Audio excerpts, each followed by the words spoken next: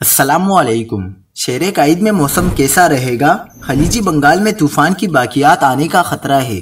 महकमा मौसमियात ने खबरदार कर दिया। क्या आप हालात हाजरा से आगाही हासिल करना चाहते हैं?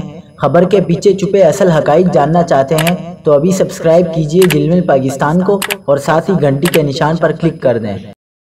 आपको बताते चलें कि आज कराची का मतला जुज़्वे बरालूद रहेगा। महकमा मौसमियात ने बताया है कि शेर कायद का मतला जुज़्वे बरालूद रहेगा। अलबत्ता आइंदा 24 घंटे तक शहर में बारिश का इम्कान नहीं है।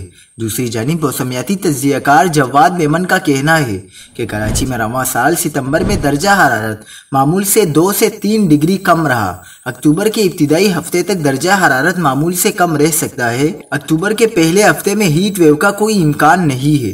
मौसमियाती तज्जियाकार का कहना है कि 6 या 7 अक्टूबर से कराची में गर्मी की शिद्दत में इजाफा हो सकता है। म्यांमार से तूफान की बाकियात खलीजी बंगाल में आ सकती हैं।